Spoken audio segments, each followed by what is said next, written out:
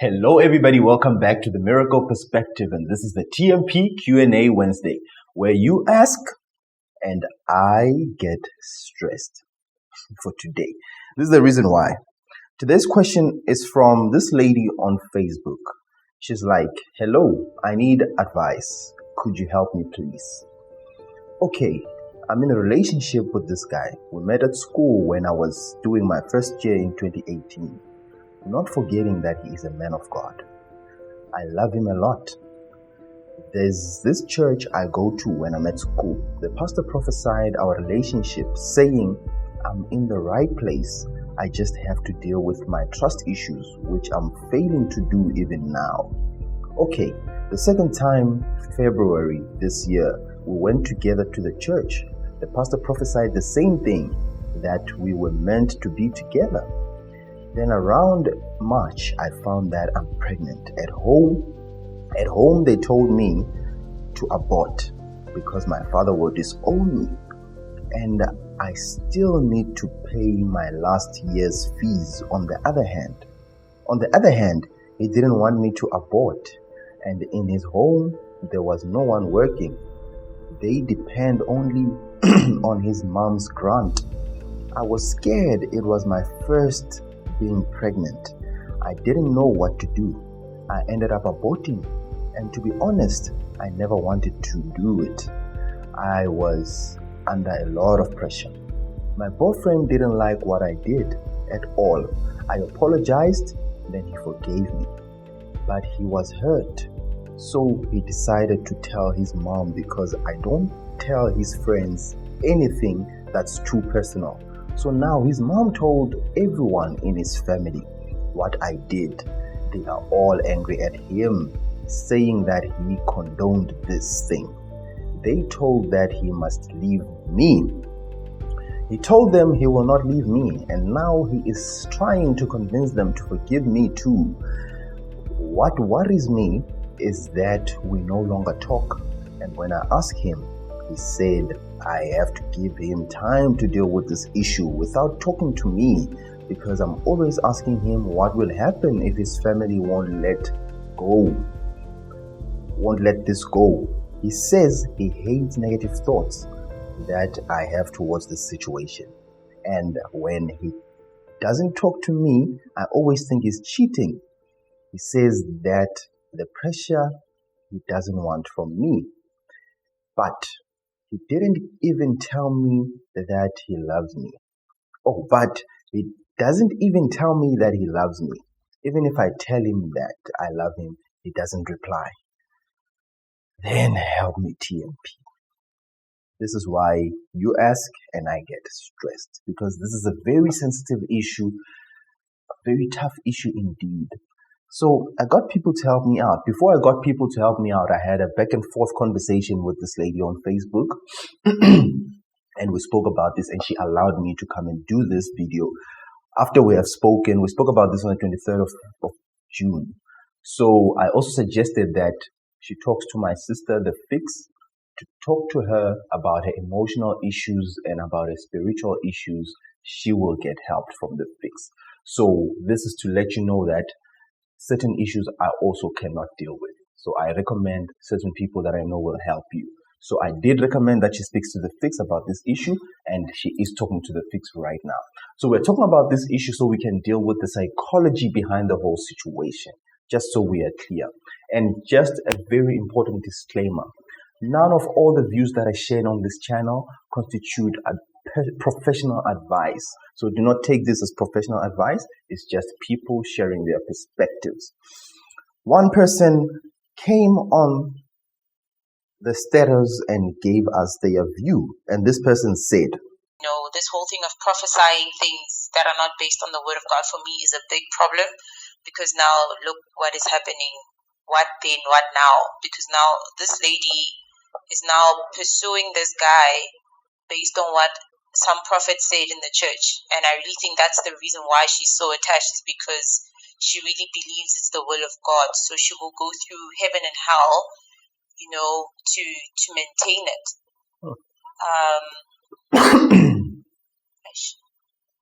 And my heart breaks for her.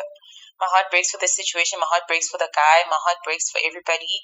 Just everything just went south. I just really think the best thing would be this girl to stay away. They just best apart and really get time to heal, because this is a really deep cut, a deep thing that they're experiencing. It's hectic. So, in my opinion, I would just advise that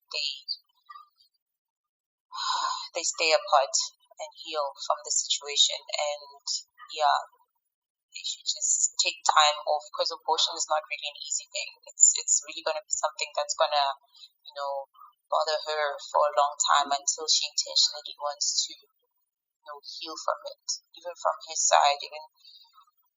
Yeah, man. And also the fact of the family knowing about the abortion and now they're judging her. Yeah, man, that girl must just stay away from the guy and move on and start a new life. Just move on and really refocusing on herself and finishing her studies, because it's not gonna end well. And that is anonymous. Then Boyan also decided to give it a shot, and he said, "Firstly, I believe that whatever is meant to happen will happen no matter what. Why am I saying this? Because I believe that if it was prophesied that they are meant to be together, it doesn't matter what may happen between them, but they'll end up being together. Secondly, the guy is not being fair, saying he wants to deal with this without talking to the girl, because it affects them both. And in a relationship, communication should be the top priority to avoid such thoughts as such thoughts as those the girl is such thoughts as those the girl is having, since she has trust issues. And the guy is putting more pressure on the girl because I'm pretty sure he knows that the girl has trust issues, so he should prioritize that in this relationship. Secondly, this might be one of the tests they should pass for the prophecy to be fulfilled. Because even if God wants them to be together, but they fail to stay firm and face such situations, then what will happen? What will happen when they get married? And yeah, the other person who gave us their views was Pumesh. Pumi says, her biggest mistake was allowing herself to fall pregnant without even thinking of the consequences. Unfortunately, everything is happening because she fell pregnant. I'm not sure about the outcome of the whole situation she's in right now, but next time she must think before taking action. This applies everywhere. And the man of God, boyfriend, should have known better as well, that sex before marriage is a sin. Look what he got the poor lady into. Yeah, then Setfu said, the relationship has not been going on for long enough for her to be losing her mind over this guy. Number one. Number two, she needs to go and get deliverance after that abortion and sexual intercourse with this guy. She claims that they're both spiritual, so she needs to deal with those issues first. Number three, they aren't even married, and she's fighting to be liked or accepted or loved by her boyfriend's family. No, girl. If you are fighting now, your tenure in that family will never be sweet. You can't force or convince people to like you. Number four, mother-in-law ogobozayo. Mother-in-law who gossips, that's what she says. What do you want there? She decided to tell everyone something that made you feel bad or hurt you. You can't possibly think that boy will ever choose you over such a parent. I won't even get into the pastors prophesying that they are meant to be, because wow, so she's defeated. And those are the views that I got. And now I want to give my perspective. Number one, this issue is a muddy situation on its own. It's just a very difficult situation to deal with on its own. But now when we add the issue of belief system it becomes extra muddy. Because issues of belief are very intense, they are very deep, they are very heavy, and they are personal. Nobody should interfere with anybody's belief system. And because of that, it makes things difficult. But if you will allow me to interfere, just allow me to challenge your beliefs for a second. And I'm going to assume that you allow me to challenge your beliefs. I'm going to challenge your beliefs by saying this, and I'm saying this out of a joke, just to make light of the situation and just to make it a little bit lighter than it already is. The situation is very sensitive, I understand. But I'm just going to make it light by reading this post that I once saw. Somebody said, they dumped you ngoba abasawufuni. God is not preparing you for anything. Ikhiphe ingonyama kaJuda emjolweni. And then there's the laughing faces. And the reason why I'm putting this is because it supports the next point I'm about to give you.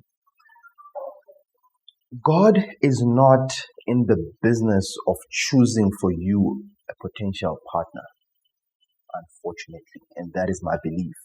My belief is that God is not out there trying to choose your best partner for you, your best partner for you, your best partner for you. If God was in the business of choosing a partner for any one of us, all pastors that we see out there who are claiming to be God's children would have been happily married by now. All people who give their lives to Christ fully and serve Him fully would be happily married. But why is it that those people, whether you're Christian or whatever, you do experience such things as divorce? So that supports the point that I'm saying God is not in the business of choosing you the right partner. However, that does not mean you should not ask for guidance from God. You definitely should ask for guidance from God. And you also should practice the spirit of discernment, because God does give you signals when things are not going right. So it's very important to ask God to give you guidance, but He's not going to choose for you. Reason why I'm saying this is because as much as He will show you, He'll give you signs, or He might give you, might not. At the end of the day, you are the one who finally decides and chooses to go with whoever you want to go with. Meaning, if you're a guy, even if God says that's the girl, at the end of the day, you are the last person responsible for going to that girl and say, will you marry me? That's not God. That's you. So you are the ultimate decider. Also remember, very importantly so, we have been given the dignity of choice. However, what we are not given is the dignity to choose a different outcome or a different consequence of the choice that we make. We can choose. God gave you the freedom to choose whatever you want to do. However, unfortunately, He did not give any of us the freedom to choose an alternative outcome of the choice. They come as a package. So we have to deal with the consequences of the choices we make. So right now, the most important thing in deciding very good decision-making strategy is to look at the consequences, the possible consequences that might come with the choice. Then you decide, am I ready to deal with the consequences, whether negative or positive? If the answer is yes, go for it. Decide. But if you can't do that, unfortunately, then you can't make that decision. I'll bring everything into context, and I'm dealing with the psychology here, guys. I'm not going to deal with the situation. I don't have the answers to the situation. It's very difficult.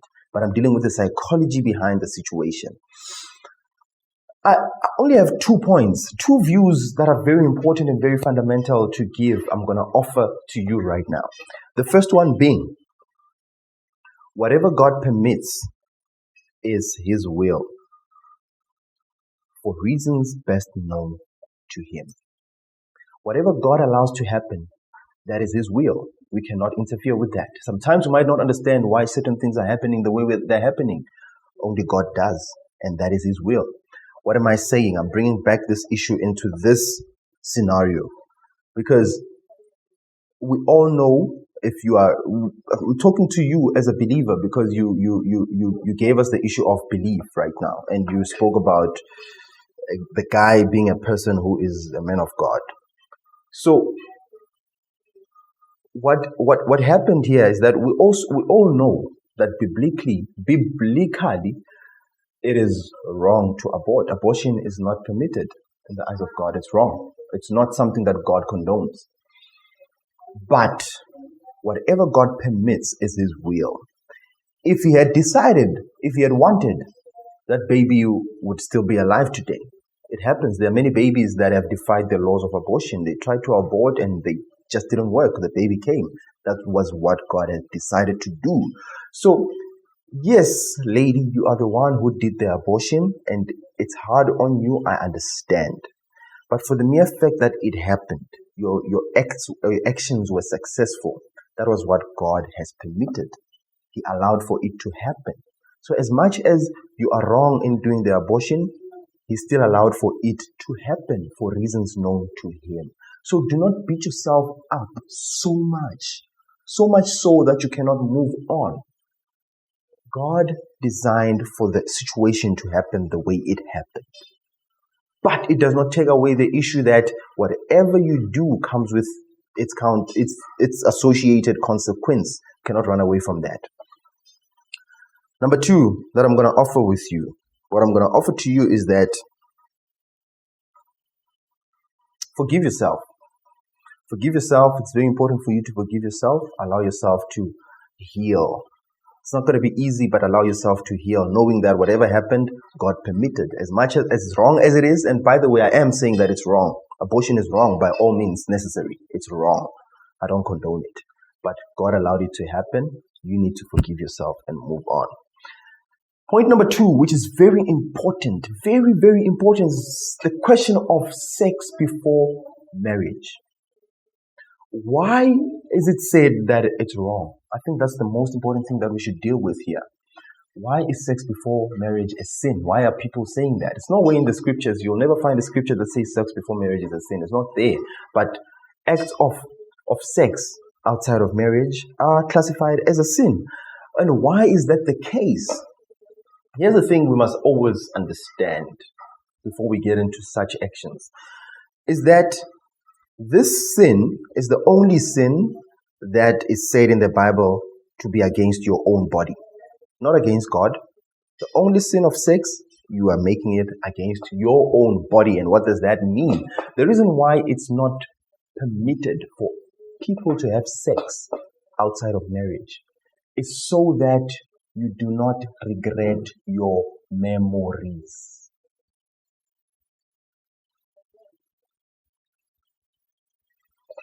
I will repeat. The reason why it is not permitted, it is not advised by the Bible for us to have sex out of marriage, it is so that we do not regret our memories. Because look at this situation right now. You are entangled in a situation that you will have to live with for the rest of your life. Why? Because you did something outside of a legitimate situation according to your belief system. I am 100% convinced, actually I'm 99.9% convinced that 99.9% of all social ills we are facing today are due to illegitimate sex. People having sex before or outside of wedlock. That's the reason why the world is so messed up today. All problems that are associated with everything that is happening around, they stem from illegitimate sexual behavior. And unfortunately, we have to deal with the consequences of that action. That's why it's a sin against your body. Right now, God is not affected because you have sex. You yourself are affected because you had sex. Heartbreaks are associated with sex. STDs, abortion, having children without the money to support the baby. There's a lot of problems associated with having sex. And the choice is yours. It's not an issue of should you have sex or not. It's the issue of are you willing to deal with the consequences that might come with that decision. And if the answer is yes, hey, by all means, go ahead. But if the answer is no, then I guess it's reason enough for you to sit and close your path. If you have this at the back of your mind, you will understand that have sex at your own risk. Other than that, I think this is how we deal with this issue. Sorry for what happened. It's very unfortunate, but do not kill yourself. Just decide better. What happens to everybody, but what you do about it, it's ultimately your responsibility. So decide to do better stuff next time. Have sex at your own risk. It's finished.